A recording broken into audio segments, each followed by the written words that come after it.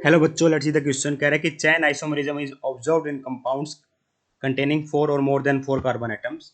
Reason कहता है कि only alkane can show chain isomerism. तो देखिए बेटा, चैन आइसोमरिज्म का मतलब होता है, आइसोमर का मतलब होता है सेम मॉलिक्यूल डिफरेंट स्ट्रक्चर। चैन आइसोमर का मतलब होता है बेटा कि जो मेरी प्रिंसिपल चैन लेंथ होगी ना बेटा, वो डिफर होगी। प्रिंसिपल चैन लेंथ क्या करेगी बेटा, डिफरेंट होगी, है ना।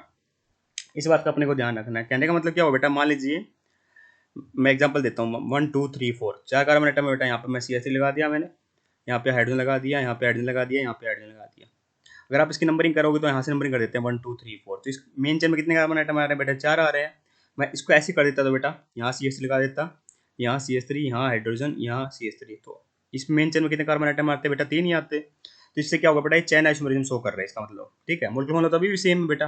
ठीक है, यहाँ पे कार्बन 4 थे, हाइड्रोजन कितने थे, 3 2 5 2 7 3 10 थे बेटा। यहाँ पे भी कार्बन 4 है, हाइड्रोजन 10 है ना। तो इसका मतलब क्या हो बेटा, ये चैन आइसोमरिज्म शो कर रहा है। पर अगर आप 3 कार्बन की चैन लोगे तो उसमें बेटा आप ये चीज कर ही नहीं सकते किसी तरीके से भी। मान लो आप ये सोचो कि मान लीजिए मैंने ये CH3 लगाया, यहाँ पे CH3 लगाया, ठीक है, यहाँ हाइड्रोजन लगा दूँ, यहाँ हाइड्रोजन लगा दूँ, तो ये 3 कार्बन एटम है।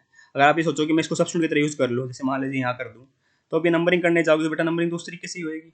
कैसे, ये 1 ये 2 यहाँ 3।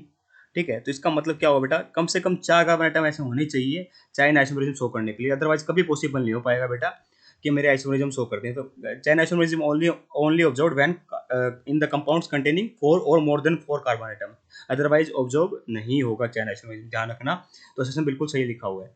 सेकंड कहता है कि only alkane show can show chain isomerism. ये बात तो बेटा बिल्कुल ही गलत है।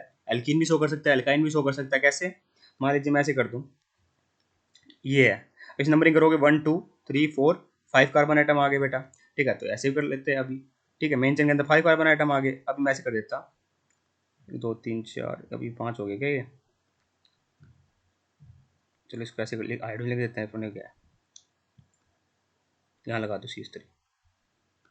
ठीक है, अब नंबरिंग करोगे तो बेटा 1 2 3, ये मेरा फोर्थ कार्बन। तो यहाँ पे थर्ड नंबर मिथाइल आ गया ना। ठीक है, तो अब मेरी मेन चेन में 4 कार्बन आइटम रहे, तो चैन आइसोमरिज्म इसको भी बोलेंगे बेटा, मेरा फंक्शनल ग्रुप सेम है।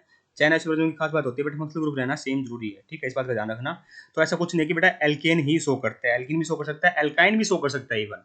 ठीक है, तो इसका मतलब क्या हुआ, ये बिल्कुल स्टेटमेंट हमारी इनकरेक्ट है। रीजन तो सेशन बिल्कुल करेक्ट है, रीजन इनकरेक्ट है।